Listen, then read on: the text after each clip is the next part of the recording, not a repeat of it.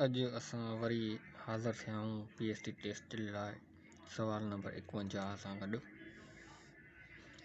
सवाल नंबर 51 आहे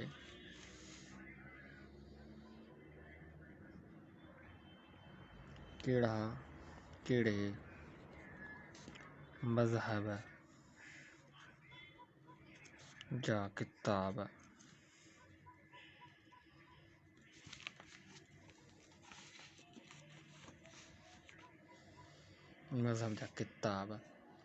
सिंधु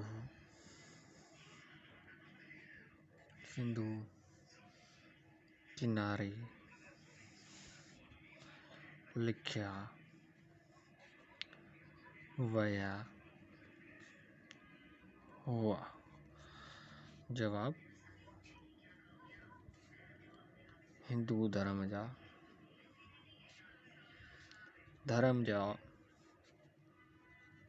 मुक़द्दस किताब। सवाल: कहिड़े मज़हब जा किताब सिंधु किनारे लिखिया वया हुआ? हिंदू धर्म जा मुक़द्दस किताब।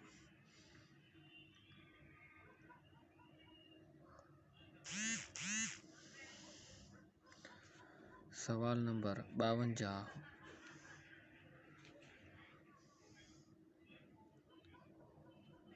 सिंध जे क़दीम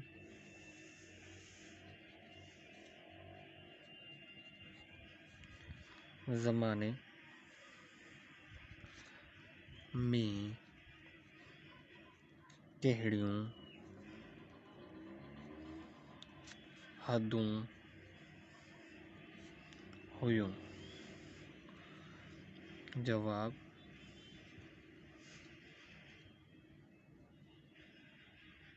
उत्तर में झेलम दरिया,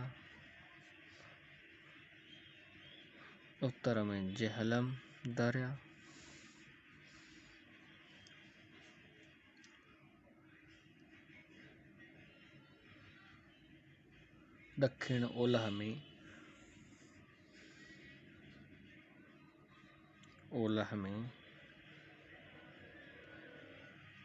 कुमरान,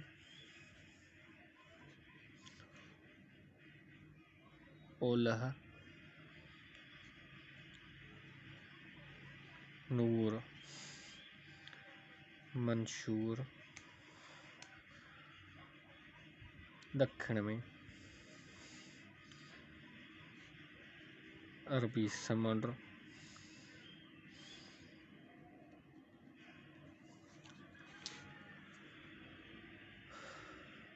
दक्षिण ओभर में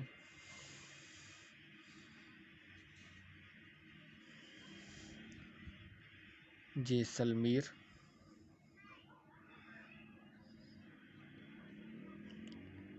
जो रेगिस्तान,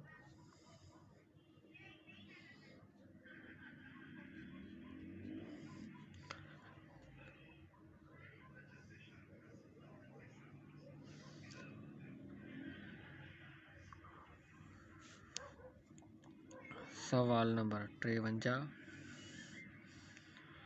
सिंध में दरावड़न क़ौमुनि खां अॻु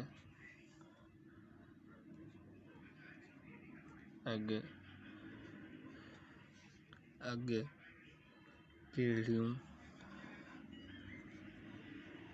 क़ौमूं रहंदियूं हुयूं? जवाब: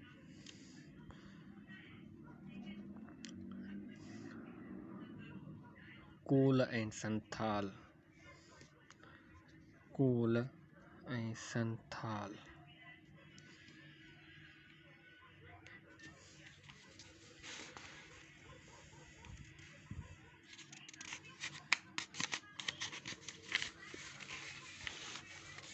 सवाल नंबर 55: सिंध ऐं राय घराणे खां अॻु कहिड़नि ख़ानदाननि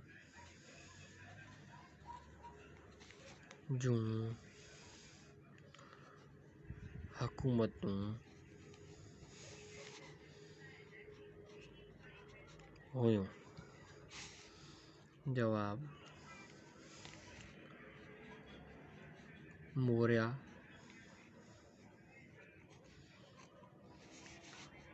बाखत्री,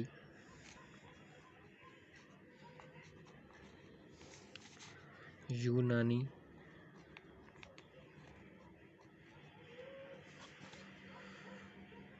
गुप्त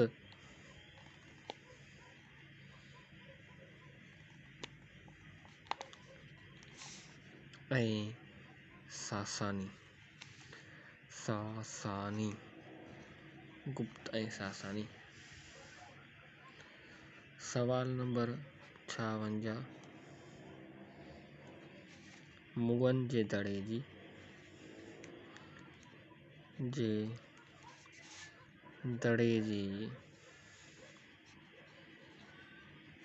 पहिरीं कोटराई कंहिं कराई? जवाब: सर जॉन मार्शल। मुगन जे दड़े जी पहिरीं कोटराई कंहिं कराई? जवाब: सर जॉन मार्शल।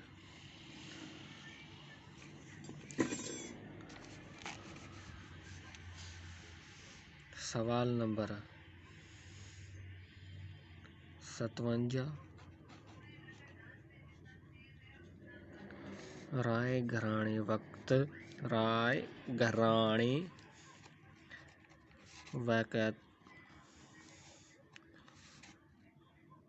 सिंध जे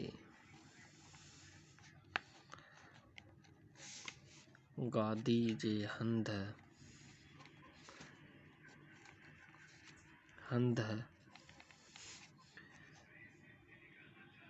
किथे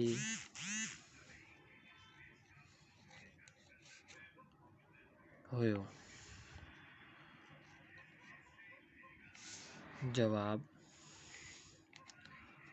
अरोड़। राय घराणे वक़्त सिंध जी गादी जो हंधु अरोड़ हुयो।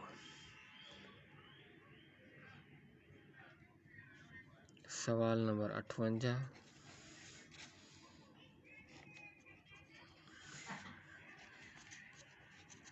राय घराणे जे घणनि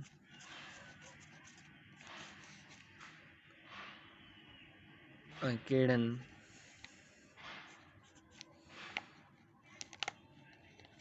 राजा आहिनि?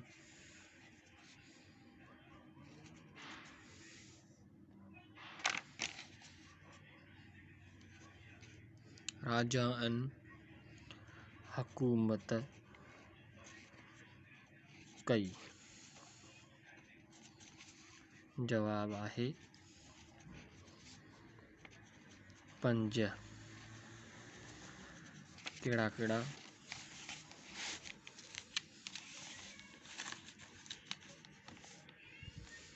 पहिरियों नंबर राय सहासी।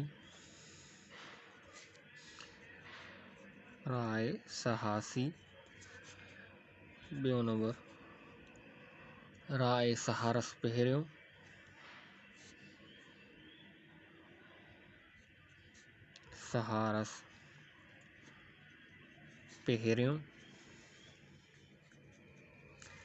टियों नंबर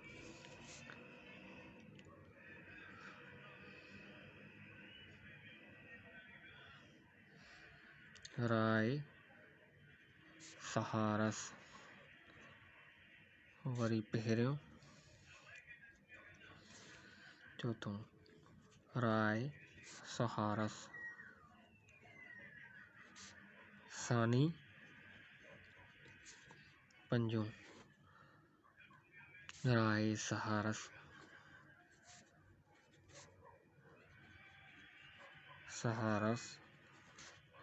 सानी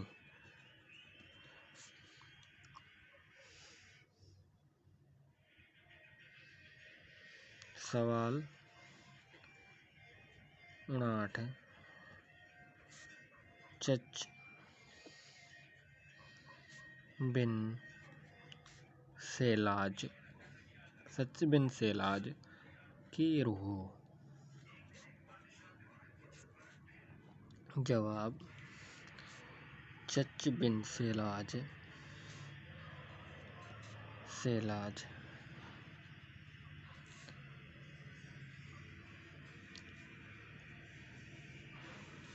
बिरहमण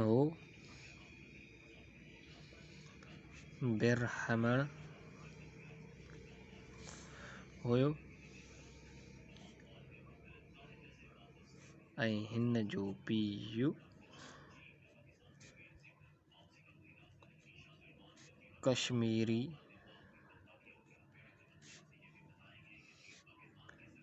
पंडित हुयो। सवाल नंबर 60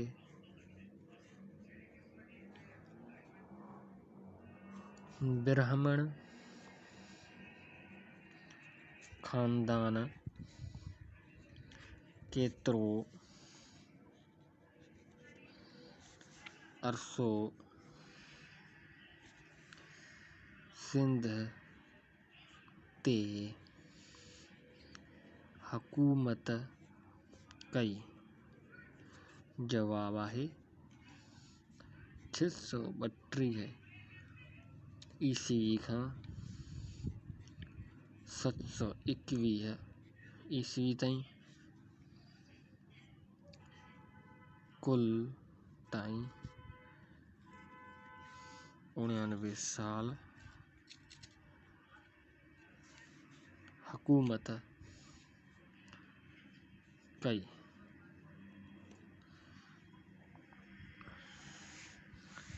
सवाल नंबर 61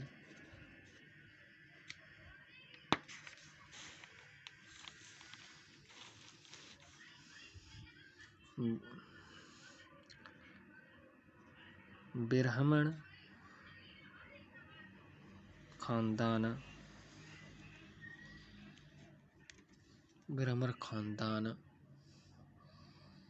जे कहिड़नि हुक्मराननि सिंध ते हुकूमत कई।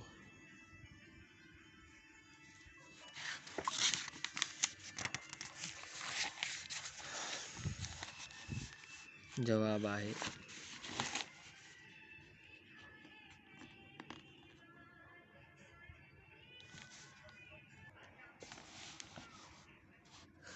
चच बिन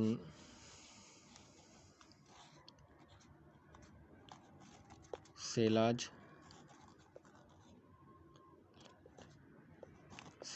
पहिरियों, ॿियों चंदर, टियों ॾहर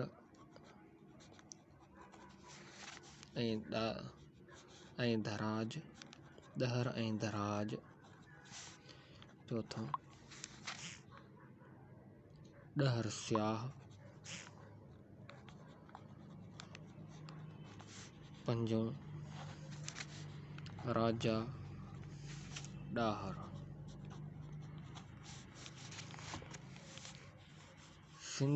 सवाल सिंध 62 नंबर सवाल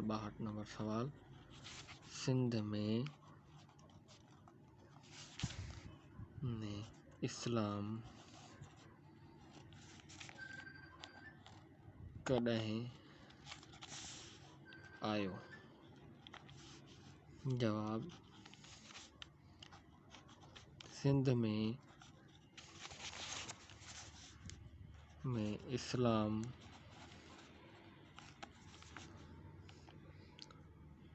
721 ईस्वी में आयो। सवाल 63 बाबुल इस्लाम कंहिंखे चयो थो वञे? बाबुल इस्लाम कंहिंखे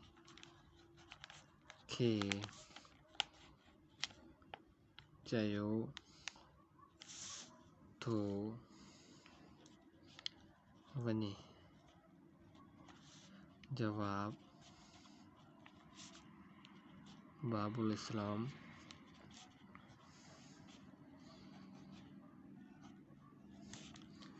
सिंध खे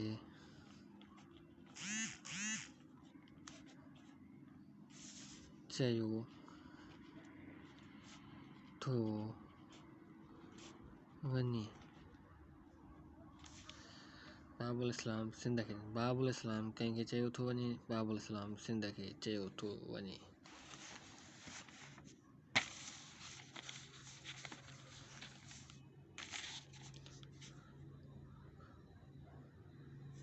सवाल नंबर 64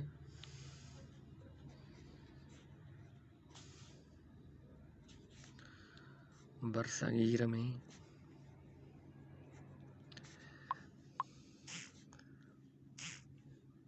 पहिरीं इस्लामी हुकूमत कॾहिं ऐं किथे क़ाइमु थी? जवाब आहे 712 ईस्वी सिंध में। सवाल नंबर 65 आहे मोहम्मद बिन कासिम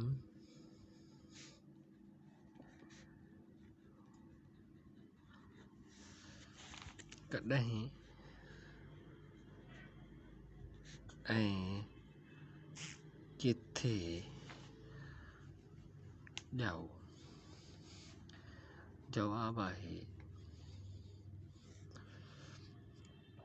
17 शाबान 24 हिजरी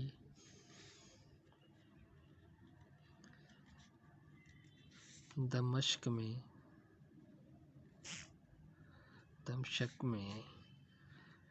पैदा थियो।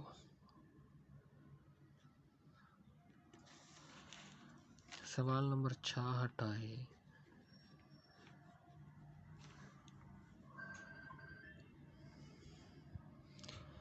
मोहम्मद बिन कासिम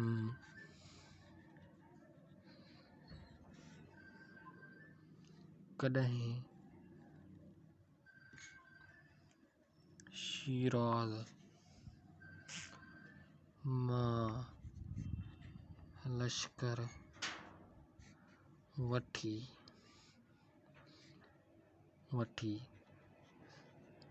सिंध ॾांहुं रवानो थियो? जवाब 708 ईस्वी में।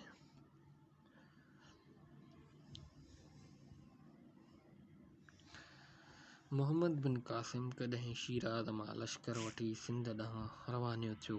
जवाब 708 ईस्वीअ में। सवाल 67 मोहम्मद बिन कासिम वटि कहिड़ी मंजीक हुई ऐं उन में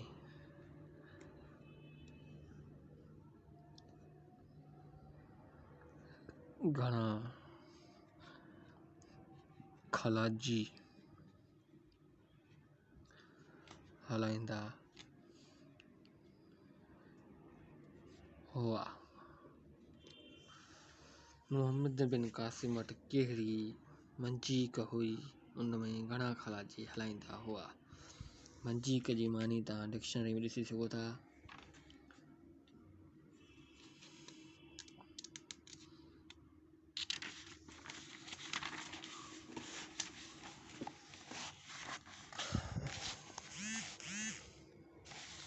सवाल आहे, जवाब आहे मंजीक जो नालो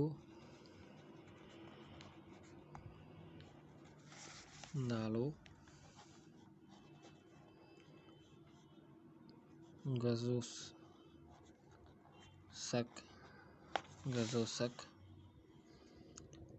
हो, जंहिंखे 500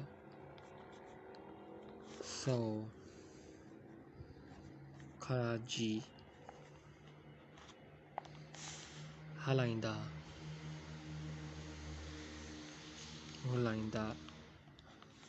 हुआ।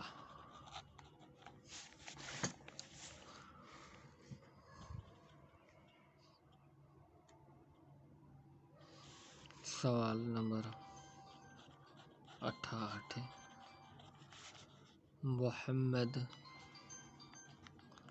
बिन कासिम खे कंहिं माज़ूल कयो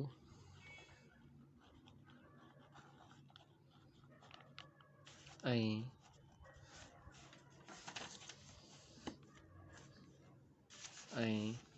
खेसि कहिड़ी जेल में क़ैद कयो वियो हो। मोहम्मद बिन कासिम खे कंहिं माज़ूल कयो ऐं खेसि कहिड़ी जेल में क़ैद कयो हो। जवाब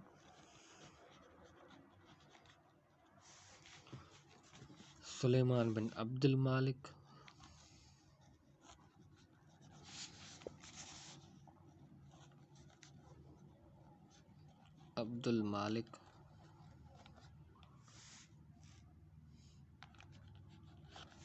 माज़ूल कयो हो।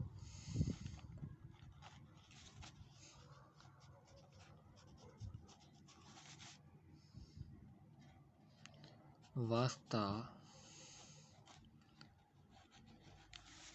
जेल में क़ैद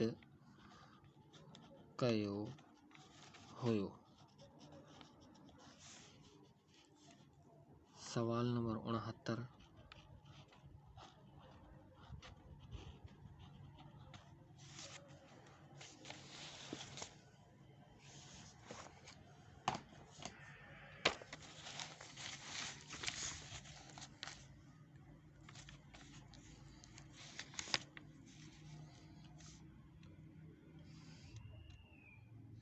मोहम्मद बिन कासिम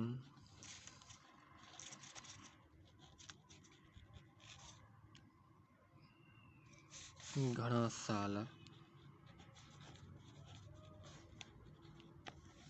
रहियो। जवाब आहे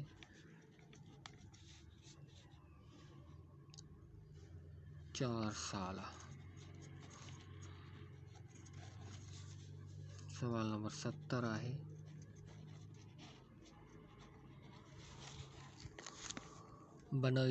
बनु उमैया जे दौर में में कहिड़ा गवर्नर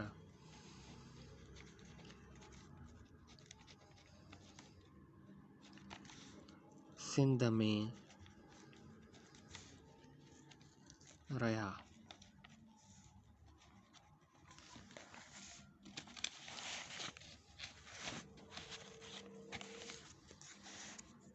जवाब सवाल बनो उमैया जे दौर में कहिड़ा गवर्नर सिंध में रहा? जवाब हबीबी बिन मुहलिब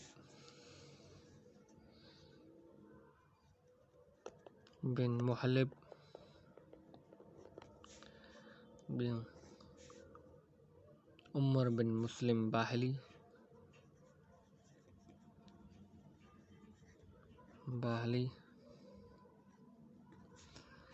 टियों जुनैद बिन अब्दुर्रहमान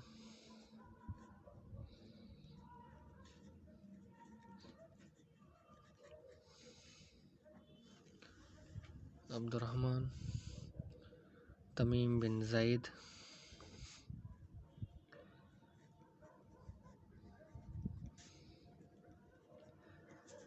पंजों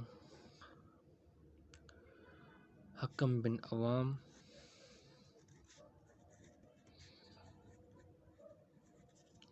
छहों उमरू बिन मोहम्मद कासिम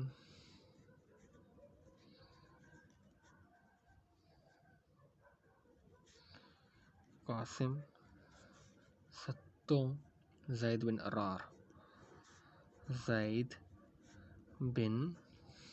अर्रार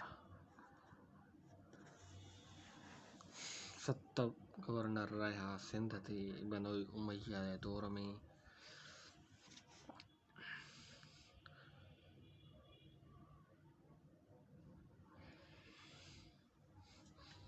हबीबी बिन मुहलिब, उमरू बिन मुस्लिम बाहली, जुनैद बिन अब्दुर्रहमान, तमीम बिन ज़ैद, हकम बिन। सवाल नंबर 71।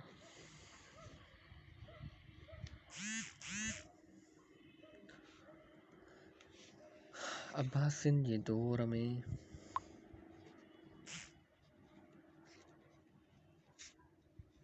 सिंध ते कहिड़ा गवर्नर रहा? पहिरियों मुफ़लिस अब्दी,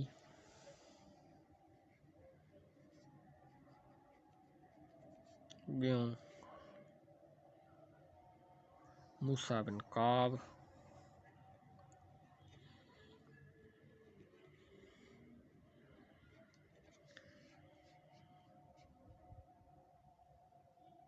ऐनिया बिन मूसा,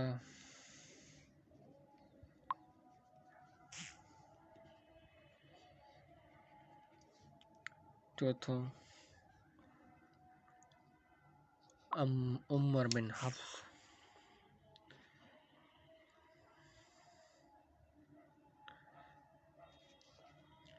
पंजों हशाम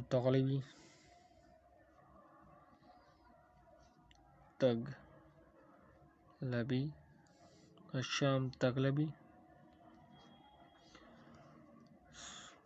मोबिद बिन खलील, 6 नंबर मोबिद बिन खलील, 7 सालिम यूनसी,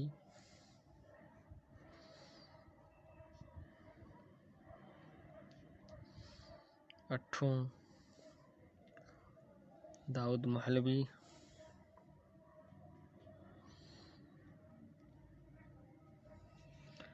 9 मूसा बिन यहया,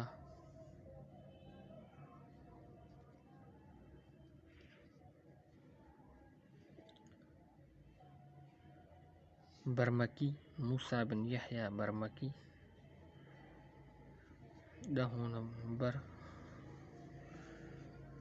उत्बा बिन इसहाक बिन इसहाक।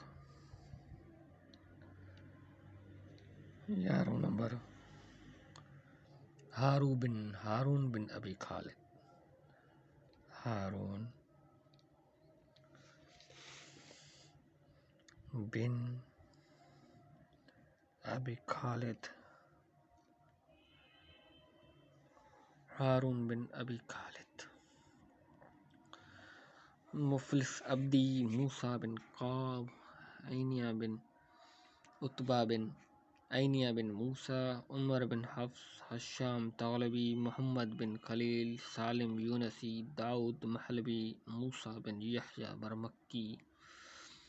उत्बा बिन इसहाक। हारून बिन अबी खालिद।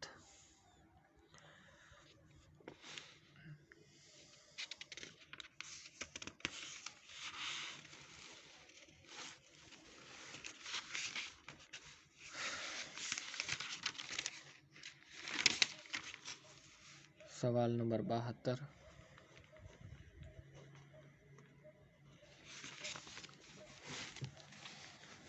बनु उमैया खां अलावा केड़े अरब कोमन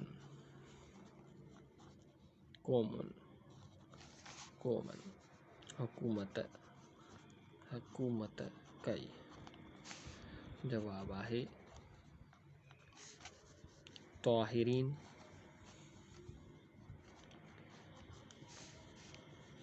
ॿियों सफ़ारिया,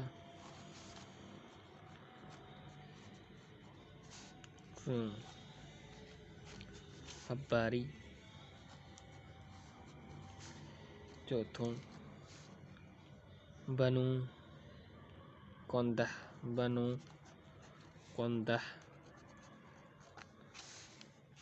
बनु उमैया खां अलावा कहिड़े अरब क़ौमनि हुकूमत कई? जवाब ताहिरीन, सफ़ारिया, हब्बारी, बनु कंदह।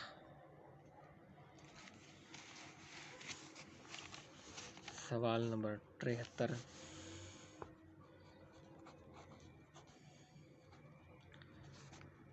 महमूद गज़नवी सिंध ते कॾहिं कब्ज़ो कयो?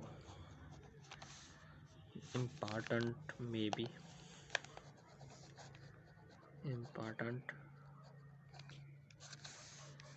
जवाब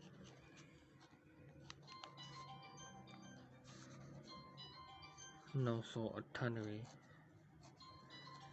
ईस्वी में। सवाल 74।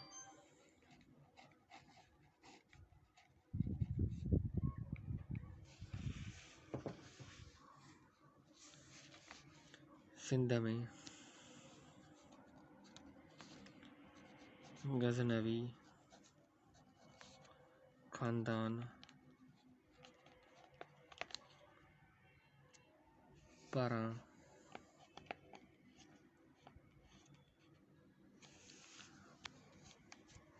कहिड़नि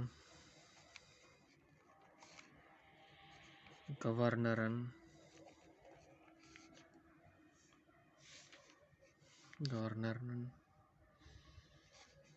हुकूमत कई? जवाब अबू नसर बिन महमूद,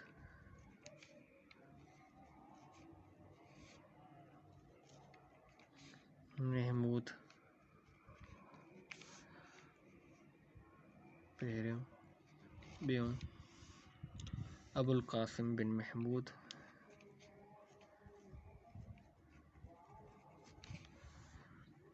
बिन महमूद।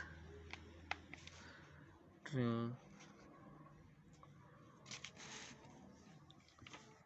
नौशंगीन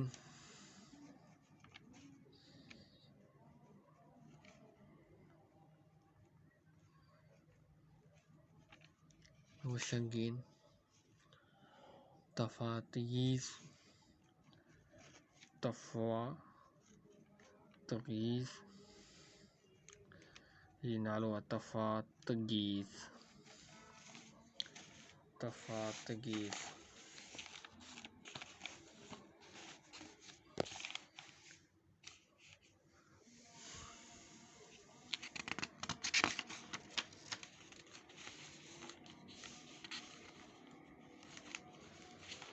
तफातगीज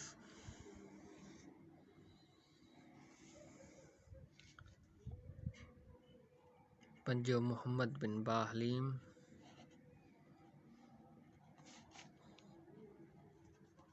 बाहलीम। छहों हसन बिन इब्राहिम अलवी,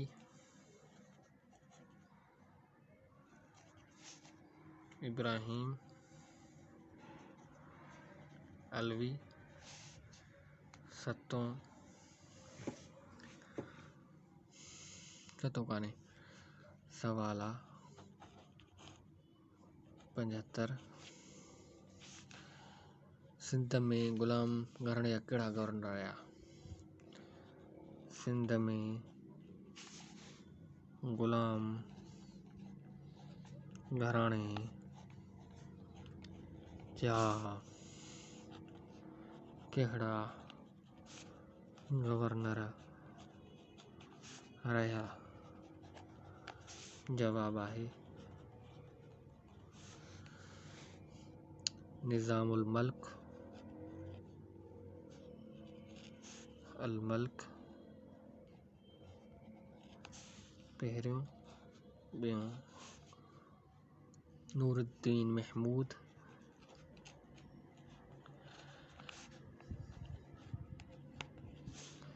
टियों जलालुद्दीन, चौथों सुल्तान संजर,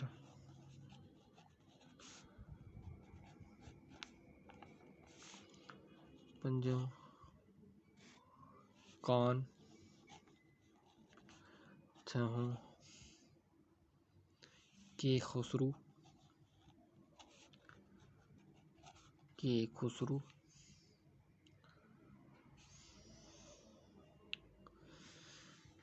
सवाल 76।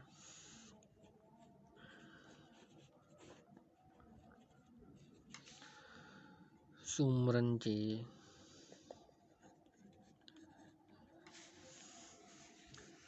दौर में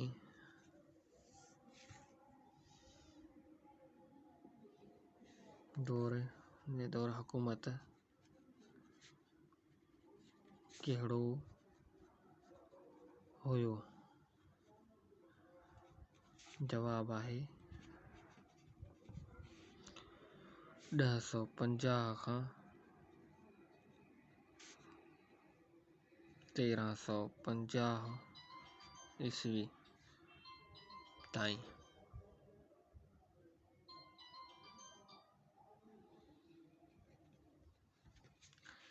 सवाल 77। सूमरन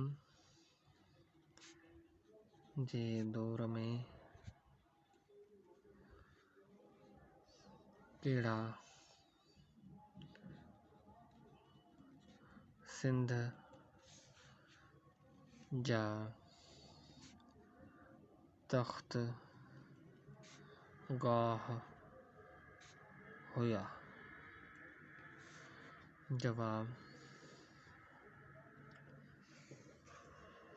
मोहम्मद तूर वजह कोट, मोहम्मद तूर वजह कोट।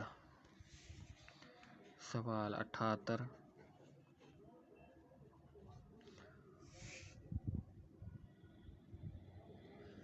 सूमरन जे दौर में कहिड़ा रोमानवी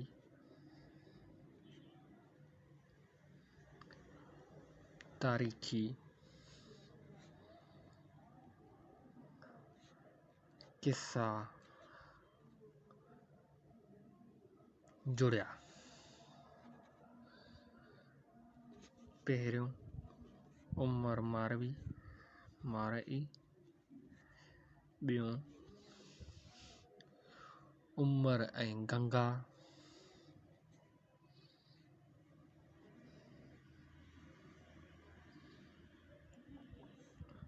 टियों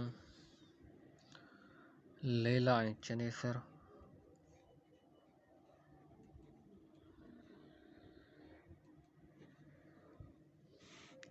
मूमल मेंदरो,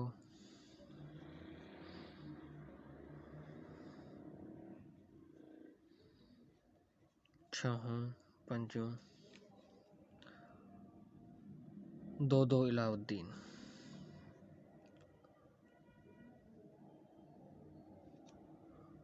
दो इलाउद्दीन।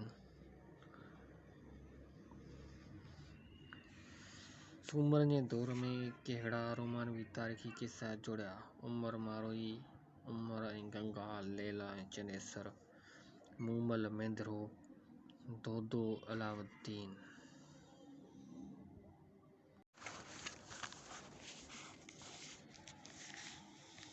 सवाल नंबर 79।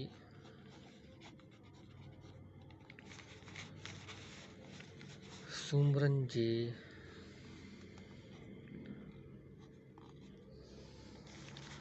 जे दौर जा कहिड़ा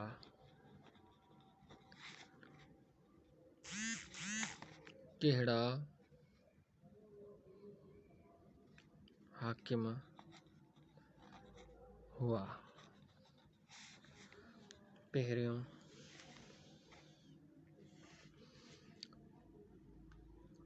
सूमरो, ॿियों भूंगर। ये सभु हुकुमरान हुया सूमरनि जे दौर जा। टियों दो बिन भूंगर,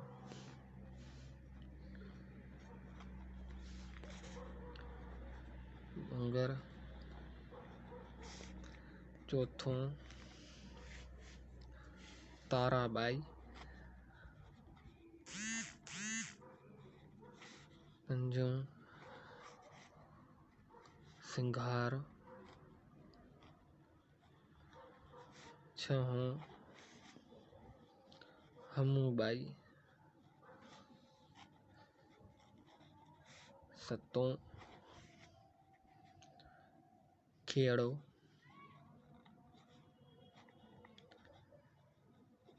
अठों नाए। सवाल नंबर 80। समन जो दौर कहिड़ो हुयो? जवाब आहे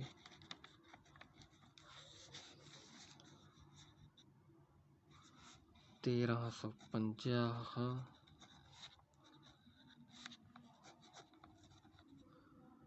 1520 ईस्वी ताईं। थोड़ो रिपीट करे वरी अॻिते हलंदासीं।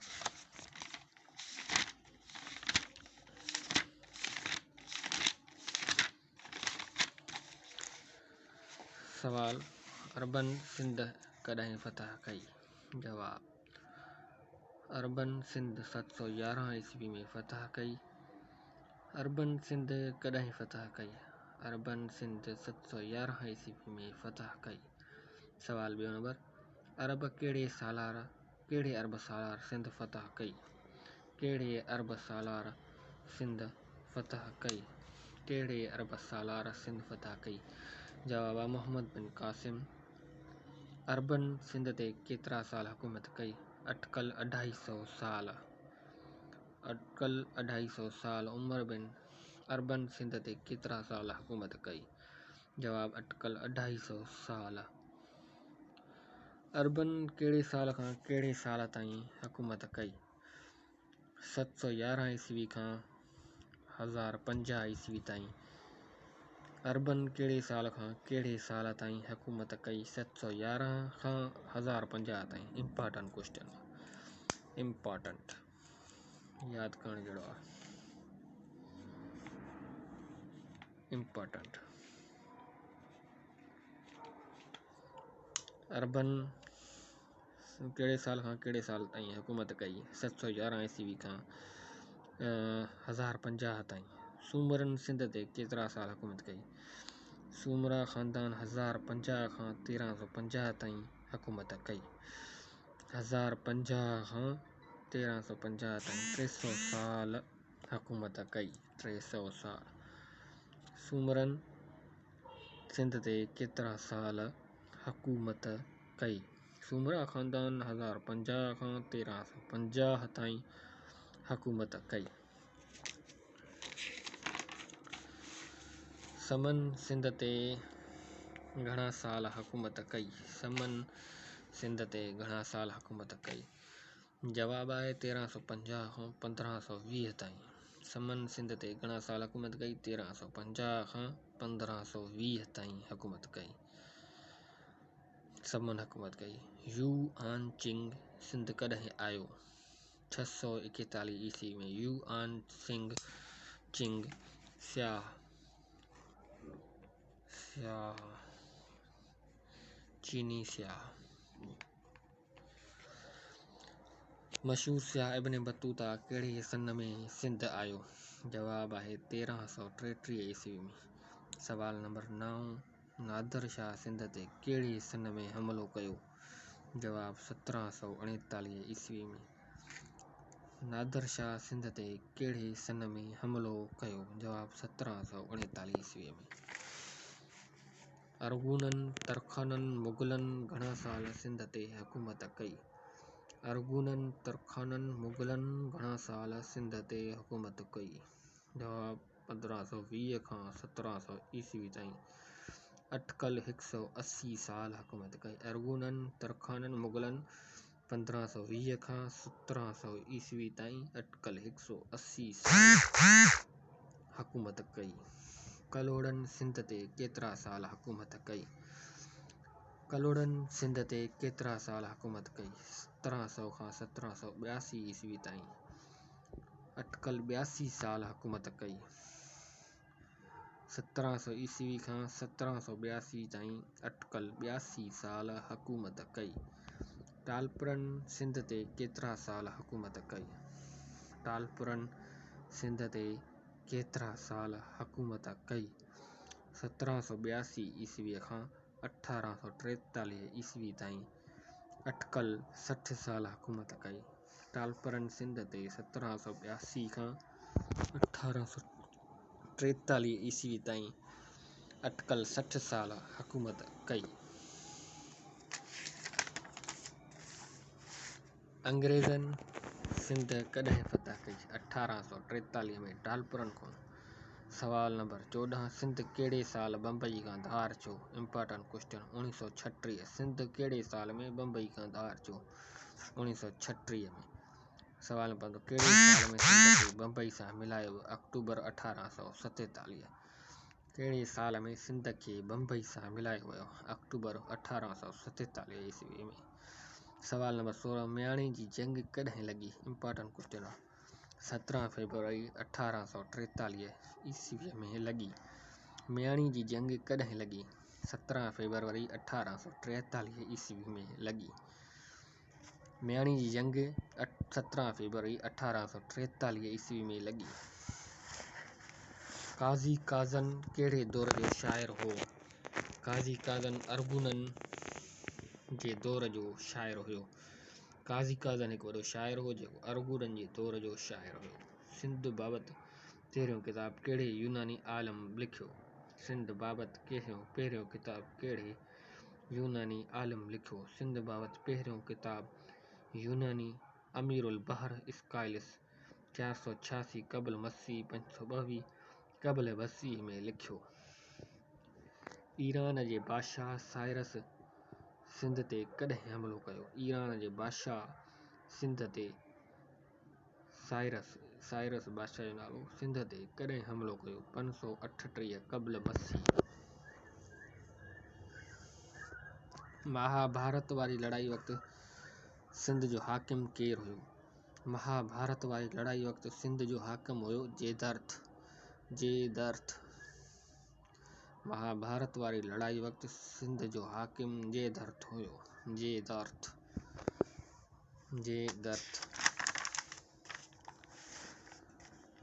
सिंधी साल जो पहिरियों महीनो कहिड़ो आहे? सिंधी साल जो पहिरियों महीनो चेट आहे। सिंधी साल जो पहिरियों महीनो कहिड़ो आहे? सिंधी साल जो पहिरियों महीनो चेट आहे। सिंधु लफ़्ज़ जी माना छा आहे? समुंड या वॾो दरिया। सिंधु लफ़्ज़ जी माना छा आहे? सिंधु लफ़्ज़ जी माना समुंड या वॾो दरिया। मुंहं जे दड़े जी पहिरीं खोटाई कंहिं कई? बेनर जी।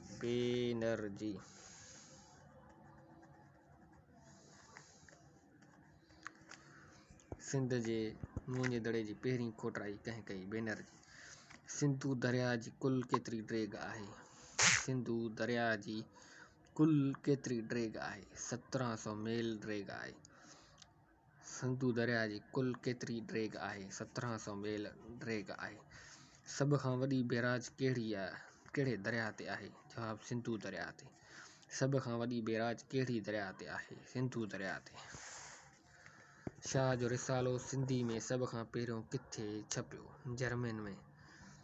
हुज़ूर करीम सल्लल्लाहु अलैहि वसल्लम कहिड़े कपिड़े खे कुल्हनि ते रखियो?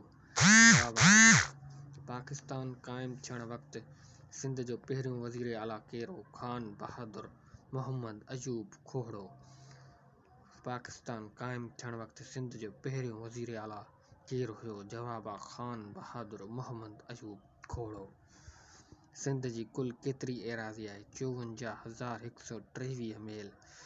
Important question.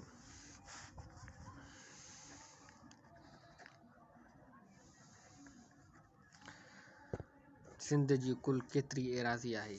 54,123 मील। सिंधु दरिया जी कुल केतिरी ड्रेग आहे? 1700 मील ड्रेग। सिंध जी कुल एराज़ी 54,123 मील आहे। पाकिस्तान ठहण खां बाद सभ खां पहिरियों गवर्नर केरु हुयो? पाकिस्तान ठहण खां बाद सभ खां पहिरियों गवर्नर सिंध जो केरु हो? सर ग़ुलाम हुसैन हिदायतुल्लाह। पाकिस्तान जे ठाराव लाइ सिंध असेंबली में कॾहिं पास थियो? ठाराव लाइ सिंध असेंबली में बिल कॾहिं पास थियो? जवाब आहे 3 मार्च 1943 में पास थियो। पाकिस्तान जे ठाराव लाइ बिल सिंध असेंबली में कॾहिं पास थियो? जवाब 3 मार्च 1943 ईस्वी में पास थियो। सिंधी ॿोली में अलिफ़बे पहिरियां कॾहिं ऐं कंहिं ठाही? सिंधी ॿोली में अलिफ़बे पहिरियां कॾहिं ऐं कंहिं ठाही? जवाब सिंध जो मशहूरु आलिम अबुल हसन ठठवी 1700 ईस्वीअ में। अबुल हसन जी सूरत ख़ती ऐं नज़म लिखियल सिंधी खे छा थो चइजे? अबुल हसन जी सिंधी। अबुल हसन जी सूरत ख़ती ऐं नज़म लिखियल सिंधी खे छा थो चइजे? अबुल हसन जी सिंधी। सवाल आहे रेशमी रूमाल जी तहरीक कंहिं हलाई? जवाब मौलाना उबैदुल्ला सिंधी। अलाइड बैराज सखर में कहिड़े साल में ठही? 1932 ईस्वी में। सिंधु दरिया कहिड़ी जाइ तां पाकिस्तान में दाख़िल थिए थो? जवाब चेलास खां। सवाल नंबर 37 सखर बैराज खे केतिरा दरवाज़ा आहिनि? जवाब 66 दरवाज़ा आहिनि। सखर बैराज खे केतिरा दरवाज़ा आहिनि? इम्पॉर्टेंट क्वेश्चन थी सघे थो।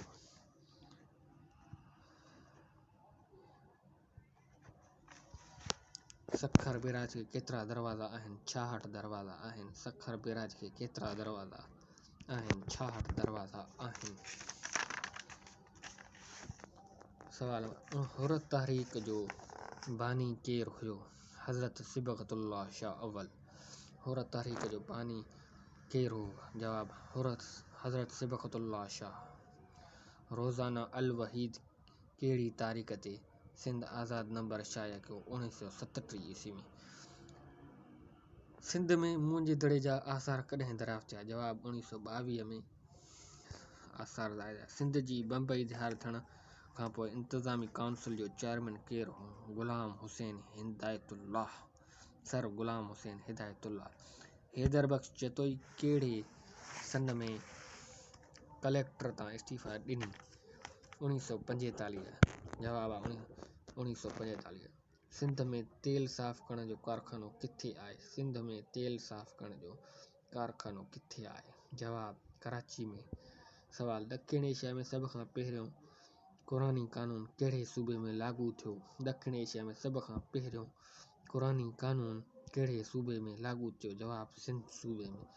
इस्लामी दुनिया जो उहो कहिड़ो इलाइक़ो आहे जंहिं में सभ खां पहिरियों मदरसनि जो राज थियो? इस्लामी दुनिया जो उहो कहिड़ो इलाइक़ो आहे जंहिं में सभ खां पहिरियों मदरसनि जो राज थियो? जवाब सिंध। सिंध में पहिरियों मदरसा स्टार्ट थिया। सवाल नंबर 41। सिंध में सभ खां वॾो शीशे जो कारखानो किथे आहे? जवाब थरपारकर। सिंध में सभ खां वॾो शीशे जो कारखानो किथे आहे? थरपारकर। सभ खां वॾी कुदरती ढंढ कहिड़ी किथे आहे? सिंध में मंछर ढंढ। सिंध में मंछर ढंढ।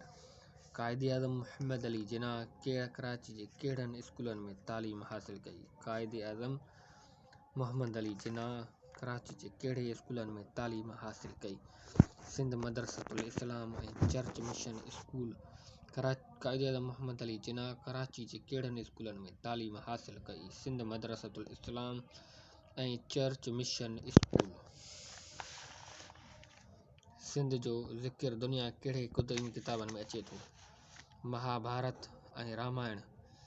कहिड़े मज़हब जा किताब सिंधु किनारे लिखिया विया हुआ? जवाब हिंदू धर्म जा मुक़दस किताब। कहिड़े मज़हब जा किताब सिंधु किनारे लिखिया विया हुआ? जवाब हिंदू धर्म जा मुक़दस किताब। सिंध जे क़दीम ज़माने में कहिड़ियूं हदूं हुयूं? उत्तर में जहलम दरिया, ॾखिण ओलह में कुमरान, ओलह नूर मंसूर, ॾखिण में अरबी समुंड, ॾखिण ओभर में जैसलमेर जो रेगिस्तान, जैसलमेर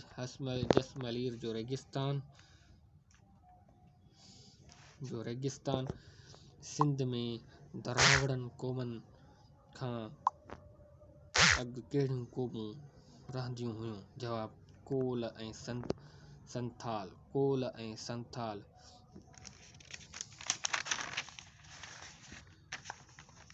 सिंध में राय घराणे खां अॻु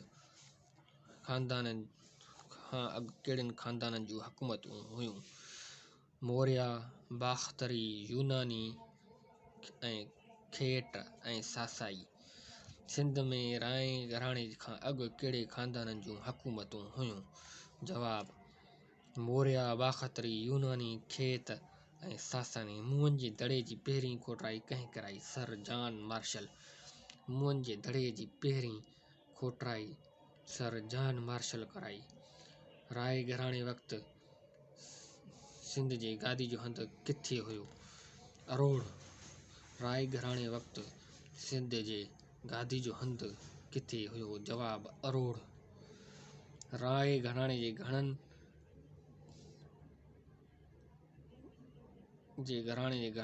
कहिड़नि राजाउनि हुकूमत कई? जवाब पंज राजाउनि राय घराणे जे हुकूमत कई।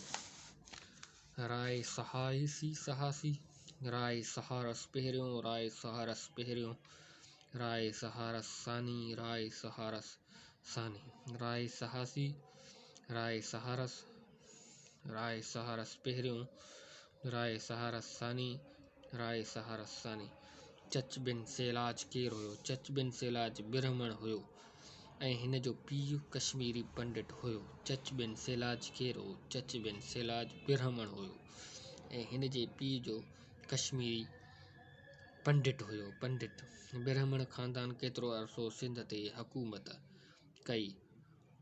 632 ईस्वी खां 721 ताईं 99 साल हुकूमत कई। ब्राह्मण ख़ानदान केतिरो अरसो सिंध ते हुकूमत कई? 632 ईस्वी खां 721 ईस्वी ताईं 99 साल हुकूमत कई। ब्राह्मण ख़ानदान जे कहिड़नि हुकुमराननि सिंध ते हुकूमत कई? ब्राह्मण ख़ानदान जे कहिड़नि हुक्मराननि सिंध ते हुकूमत कई? कहिड़ा कहिड़ा आहिनि? ब्राह्मण ख़ानदान जे चच बिन सिलाज, चंदर, ॾहर ऐं धराज, ॾहर स्याह, राजा ॾहर।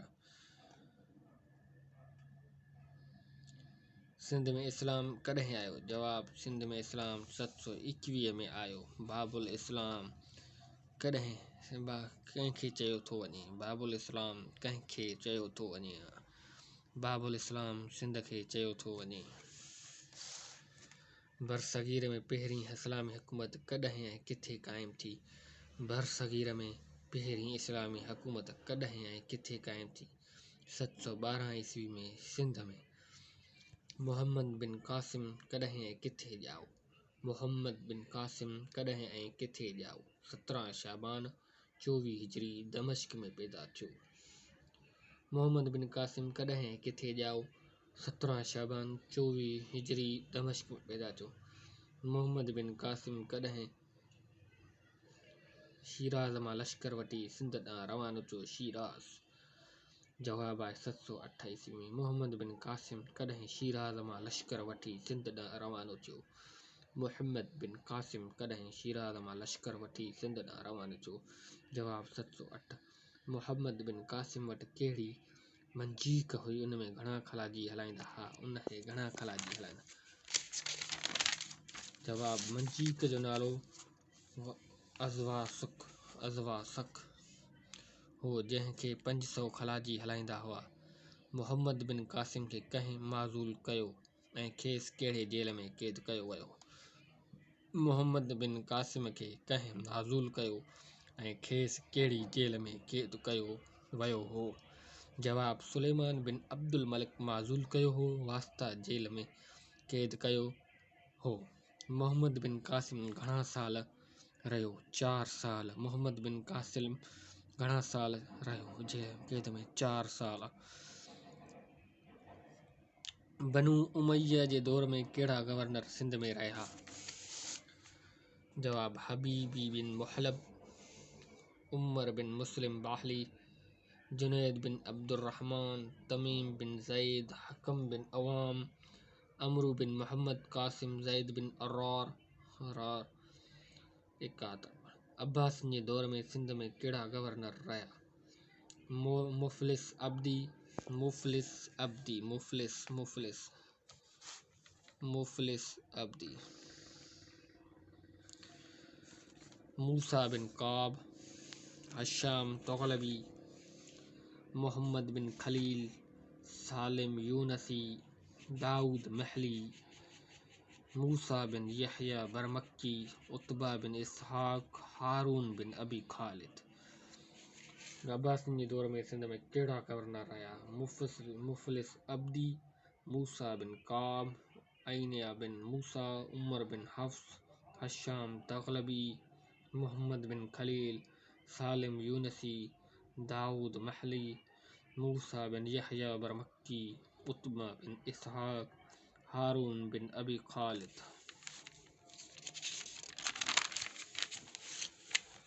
बनु उमय्या खां अलावा कहिड़े अरब क़ौमनि हुकूमत कई? ताहिरीन, सफ़ारिया, हब्बारी, बनु कंद। बनु उमय्या खां अलावा कहिड़े अरब क़ौमनि हुकूमत कई? जवाब, ताहिरीन, सफ़ारिया, हब्बारी, बनु कंद। महमूद गज़नवी सिंध ते कॾहिं कब्ज़ो कयो?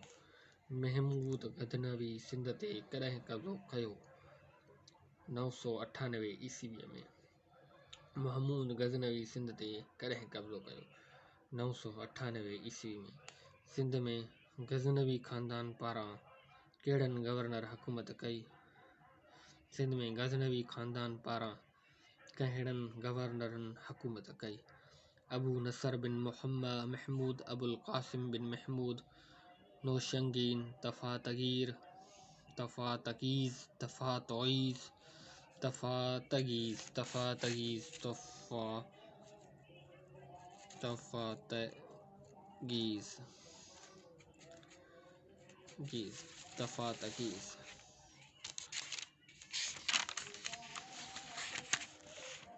मोहम्मद बिन बाहलीम, हसन बिन इब्राहिम अलवी। सिंध में गुलामी घराणे जा कहिड़ा गवर्नर आया? निज़ामुल मल्क, नूरुद्दीन महमूद, जलालुद्दीन, सुल्तान सज्जर, कान के खुसरू। सिंध गुलाम घराणे जा कहिड़ा गवर्नर आया? निज़ामुल मल्क, नूरुद्दीन महमूद, जलालुद्दीन, सुल्तान सज्जर, कान के खुसरू। सिंध में गुलाम घराणे जा कहिड़ा गवर्नर रहिया? जवाब निज़ामुल मल्क, नूरुद्दीन महमूद, जलालुद्दीन, सुल्तान सज्जर, कान के खुसरू। सूमरनि जे दौर में हुकूमत कहिड़ो हुयो? 1050 खां 1350, 300 साल। सूमरनि जे दौर में कहिड़ा सिंध जा तख़्तागाह हुया? मुहम्मद तूर वजह कोट। सूमरनि जे दौर में कहिड़ा सिंध जा तख़्तगाह हुया? मुहम्मद तूर वजह कोट। सूमरनि जे दौर में कहिड़ा रोमानवी तारीख़ी किस्सा जुड़िया? सूमरनि जे दौर में कहिड़ा रोमानवी तारीख़ी किस्सा जुड़िया? उमर मारवी, उमर ऐं गंगा, लैला ऐं चनेसर, मूमल ऐं मेंदरो, दोदो अलाउद्दीन। सूमरनि जे दौर में कहिड़ा रोमानवी तारीख़ी किस्सा जुड़िया? उमर मारवी, उमर ऐं गंगा, लैला ऐं चनेसर, मूमल ऐं मेंदरो, दोदो ऐं अलाउद्दीन। सूमरनि जे दौर जा कहिड़ा हाकिम हुआ? सूमरनि जे दौर जा कहिड़ा हाकिम हुआ? सवाल आहे सूमरनि जे दौर जा कहिड़ा हाकिम हुआ? सूमरो, भूंगर, दोदो बिन भूंगर, ताराबाई, सिंघार, हमूबाई, खेड़ो। सूमरनि जे दौर जा कहिड़ा हाकिम हुआ? सूमरो, भूंगर, दोदो बिन भूंगर, ताराबाई, सिंघार, हमूबाई, खेड़ो। सूमरनि जे दौर जा कहिड़ा हाकिम हुआ? सूमरो, भूंगर, दूदन बिन भूंगर, दोदो बिन भूंगर, ताराबाई, सिंघार, हमूबाई, खेड़ो। समन जो दौर कहिड़ो हुयो? समन जो दौर कहिड़ो हुयो? 1350 खां 1520 ईस्वी ताईं। 1350 खां 1520 ईस्वी ताईं समन जो दौर रहियो।